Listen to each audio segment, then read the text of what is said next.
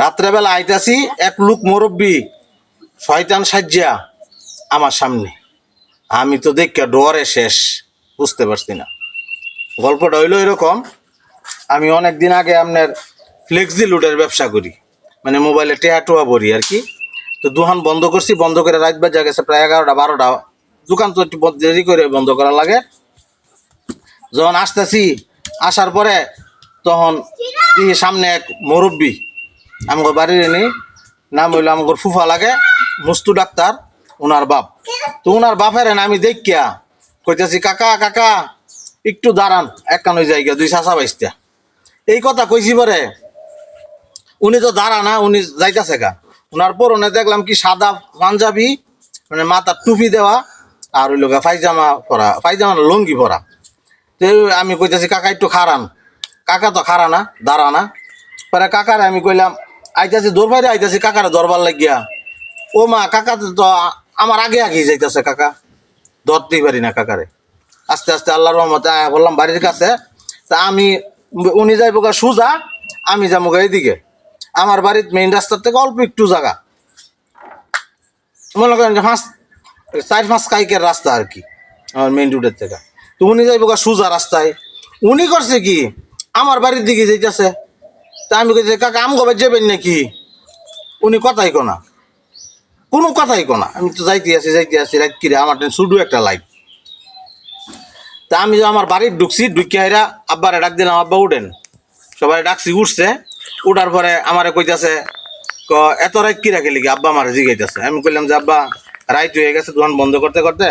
আব্বারে কইলাম, আব্বা দেখেন মুসু ডাক্তার বাপটা কিরকম, ওনারে আমি এই যে ডাক্তারছি এই আমাকে মসজিদের এনতে, যে কাকা একটু খারন একান ওই জায়গা। কাকা একবারও খার হইল না। কাকা কি আপনার লোকে রাগ করছে না? আম বললো কোনো বিষয় হইলে রাগ। উনি আব্বা কে হাই বেটার লগে আমাকে ঝগড়াঝাটি আছে নাকি বা কোনো কিছু আছে নাকি? রাগ করার তো কিছু দেখি না আমি। তো কই গেছে? আমি কি কাকা হ্যাঁ যাও আব্বা, হ্যাঁ যাওনের কথা, হ্যাঁ সুজা ভাই, হ্যাঁ আমগো বাড়ি এন্দা ঢুকছে। কথা হইলে মনে এমুর যা যাইব। আমি কি এত রাত কি এমুর যা যাইব? কোন হান্দা গেছে? আপনি একটু ডাক দিনছা। আব্বা করতে বড় লাইট লিয়ে বার হইছে, লাইট টিপ দিছে। তা আমার ধারণা আমি বাড়ির ঢুকতে ঢুকতে আব্বার লগে কথা কইতে কইতে কয় মিনিট হইবে, 1 মিনিট হইতারে বা 2 মিনিট হইতারে।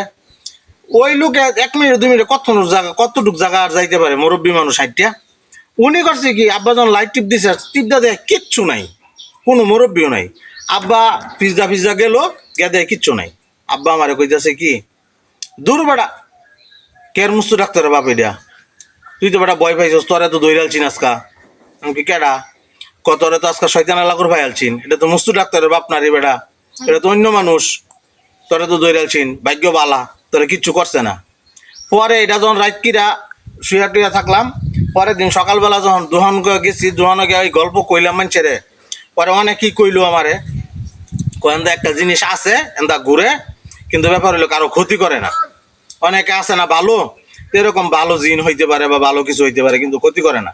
কিন্তু হ্যার যদি ক্ষতি করে তাইলে আবার কেউ ছাড় দে না। যাই হোক, তোমার ভাগ্য বালার আছে, তুমি ক্ষতি করো নাই বা তোমারও ক্ষতি করে নাই।